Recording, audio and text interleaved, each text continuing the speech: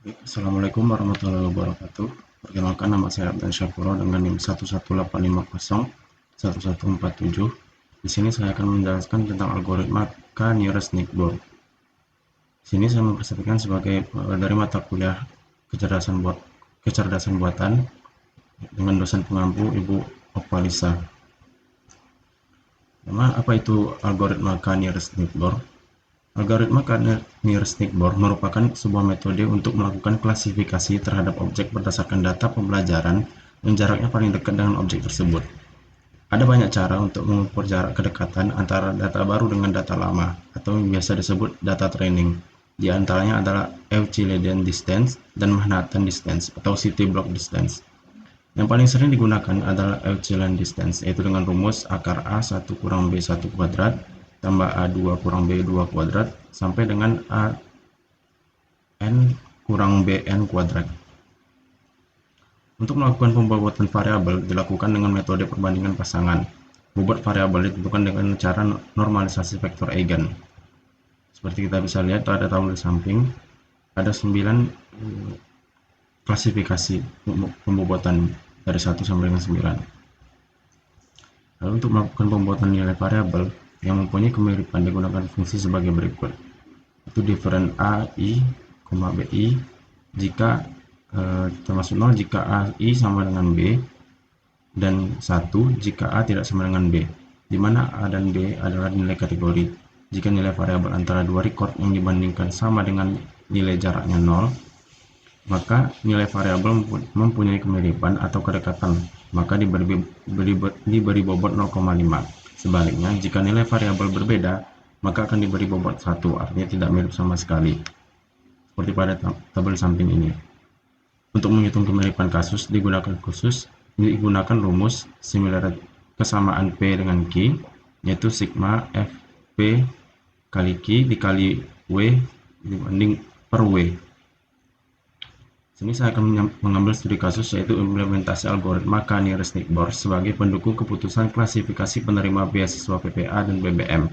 Di sini saya mengambil jurnal dengan Sinta 2. Pertama, tahap pengumpulan data. Pengumpulan data diperoleh dari kasus studi lapangan di kampus Stikom Uyalindo Kupang dengan cara observasi dan wawancara.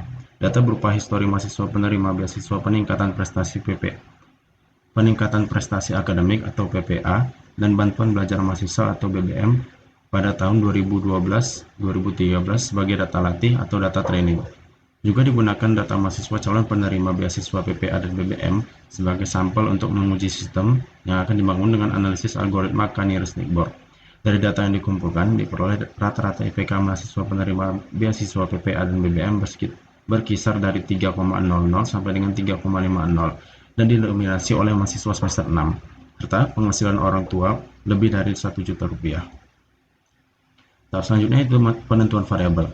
Variabel-variabel akan diperoleh dari data histori mahasiswa penerima beasiswa PPA dan BBM sebagai berikut. Yang pertama itu adalah IPK, semester, piagam yang telah didapatkan atau penghargaan, lalu tagihan listrik rumah, penghasilan orang tua, dan jumlah tanggungan orang tua. Penentuan variabel dilakukan dengan cara memilih atribut-atribut yang berpengaruh dalam proses penyeleksian beasiswa PPA dan BBM. Pemberian nilai parameter atau variabel disesuaikan dengan data mentah atau data training.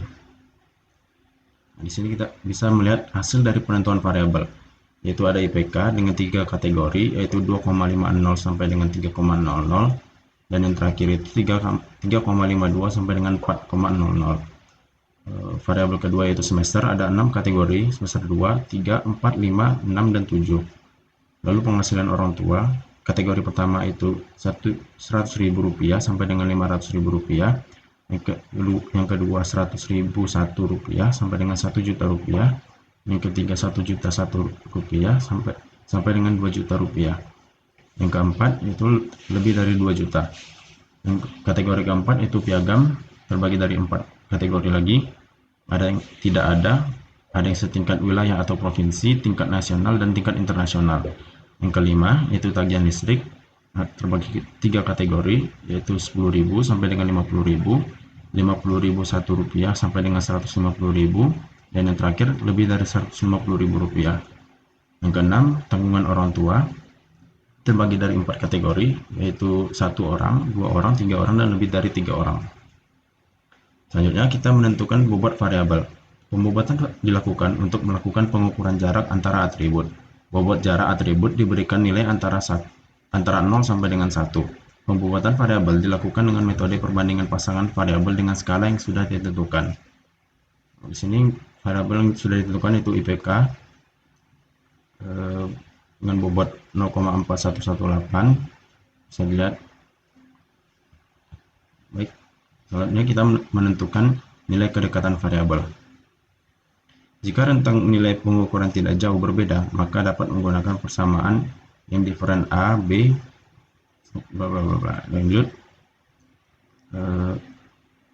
Contohnya sebagai berikut, yaitu kita menggunakan atribut IPK. Jika kita bandingkan nilai atribut 1 dengan nilai atribut 2, yaitu kita ambil contoh 2,50 sampai dengan 3,00 dengan 2,50 dengan 3,0 sampai dengan 3,00, maka bobotnya 0 karena mereka sama. Lalu 2,50 sampai dengan 3,00 dibandingkan dengan 3,01 sampai dengan 3,50, maka bobotnya 1 karena mereka berbeda. Lalu 3,01 sampai dengan 3,50 dengan 3,51 sampai dengan 4,00, maka bobotnya 0,5 karena mereka memiliki kemiripan. Lalu jika memiliki rentang nilai pengukuran yang jauh berbeda, maka dapat menggunakan persamaan berikut, yaitu Vn sama dengan V kurang min A per max A kurang min A dikali new max A kurang new min A ditambah new min A. Min A di sini adalah nilai minimum dari masing-masing kategori, dan max A adalah nilai maksimum dari masing-masing kategori. Bisa kita lihat di sini, kita ambil contoh yaitu atribut penghasilan orang tua. Nilai atribut satunya 100.000 sampai dengan 500.000, dan nilai atribut 2-nya yaitu 100.000 sampai dengan 500.000, maka bobotnya adalah 0,63. Begitu seterusnya. Penelitian ini menggunakan 320 data training terdiri dari 177 data penerima beasiswa PPA, 133 data penerima beasiswa BBM, dan 50 data mahasiswa yang tidak menerima beasiswa PPA dan BBM. Untuk mengetahui hasil analisis dari algoritma K-nearest-neighbor, maka dilakukan data sampel sebagai berikut. Yang pertama, data trainingnya IPK dengan 3,359, semester 6, piagam tidak ada, penghasilan orang tua 2 juta, tanggungan 3 orang, dan tagihan listrik 100.000, dan orang tersebut menerima beasiswa PPA. Yang kedua, IPK 3,19, semester 7, piagam tidak ada, penghasilan orang tua 1.800.000 rupiah, tanggungan 2 orang, dan tagihan listrik 57.000 rupiah, dan mahasiswa tersebut menerima beasiswa BBM. Dan yang terakhir IPK dengan 2,90, semesternya 2, piagam nasional, penghasilan orang tua 1.500.000 rupiah, tanggungan 2 orang, dan tagihan listrik 100.000 rupiah, dan mahasiswa tersebut menerima beasiswa BBM. Nah, di sini misalnya ada mahasiswa baru yang ingin mencalonkan diri sebagai penerima beasiswa, maka kita golongkan sebagai data testing dengan IPK-nya yaitu 3,40, semester 3, piagam tidak ada, penghasilan orang tua 1.200.000, tanggungan 3 orang, dan tagihan listrik 50.000 rupiah.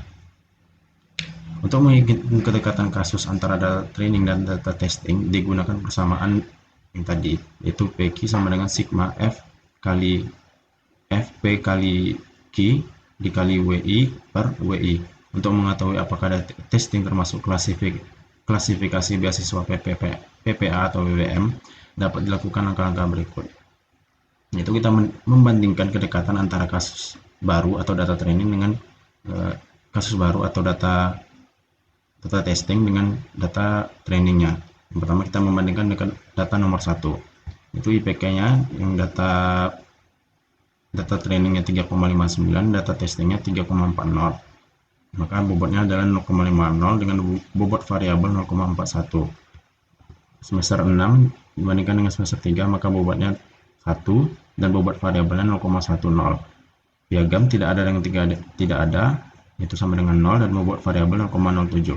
penghasilan orang tua 2 juta dengan 1.200.000, maka bobot variabelnya 0,50, bobot variabelnya yaitu 0,23. Tanggungan orang tua 3 dan 3, maka bobot variabelnya 0 karena sama. Bobot variabel sama dengan 0,15. Variabel tagihan listrik yaitu 100.000 dengan 50.000 dengan bobot variabel 0,50 dan bobot variabelnya 0,04. Maka jika kita hitung menggunakan rumus yang tadi, yaitu jarak sama dengan A kali B tambah C kali D tambah E kali F dan G kali H dan seterusnya per B tambah D tambah F tambah H tambah J dan tambah L. Maka masukkan di sini nilai A yaitu nilai dari bobot variabel, nilai dari bobot itu 0,5, B yaitu nilai bobot variabel 0,41, begitu seterusnya. Maka menghasilkan jarak yaitu 0,440. Begitu juga dengan data nomor 2, kita bandingkan juga IPK-nya 3,19 dengan 3,0, maka bobotnya 0 dengan bobot variabel 0,36. Semester 7 dan 3 yaitu bobotnya 1, maka bobot variabelnya 0,10. Piagam tidak ada dengan tidak ada, maka bobotnya 0 dan bobot variabel 0,07. Penghasilan orang tua 500.000 dengan 1.200.000, maka bobotnya itu 0,33. Bobot variabel 0,26. Tanggungan orang tua 4 dan 3, maka bobotnya 0,50, bobot variabel 0,16, dan tagihan listriknya 30.000 dengan 50.000 dengan bobotnya 0,38, maka bobot variabelnya 0,05. Maka kita hitung lagi dengan rumus yang sama, maka menghasilkan 0,2848. Yang terakhir kita bandingkan dengan data training yang terakhir nomor 3. Itu IPK-nya 2,90 bandingkan dengan 3,40, maka bobotnya 1 dengan bobot variabel 0,36. Semester 2 dan 3 bobotnya 0,5, bobot variabel 0,10. Piagam tingkat nasional dengan tidak ada, maka bobotnya 1 dan bobot variabel 0,07. Penghasilan orang tua 1.500.000 dengan 1.200.000, maka bobotnya 0,50 dengan bobot variabel 0,26. Tanggungan orang tua 2 dengan 3 dibandingkan 3 itu dengan bobot 0,5, bobot variabel 0,16. Variabel tagihan listrik yaitu 100.000 dengan 50.000, maka bobotnya 0,50 dengan bobot variabel 0,05. Maka jika kita hitung dengan rumus yang sama, menghasilkan 0,7150. Kemudian kita akan memilih kasus dengan kedekatan terdekat. Dari langkah 1, 2, dan 3 dapat diketahui bahwa nilai terendah adalah kasus nomor 2, berarti kasus yang terdekat dengan kasus baru adalah kasus nomor 2 pada data training. Nah, di sini penggunaan K-nearest neighbor yaitu untuk menggunakan klasifikasi dari kasus dengan kedekatan terdekat. Berdasarkan hasil yang diperoleh pada langkah 3, maka klasifikasi dari 3 kasus yang digunakan untuk mengklasifikasikan kasus baru yaitu kemungkinan calon beasiswa penerima beasiswa akan mendapatkan beasiswa BBM. Baik, sekian dari saya. Apabila terdapat kesalahan, saya mohon maaf. Assalamualaikum warahmatullahi wabarakatuh.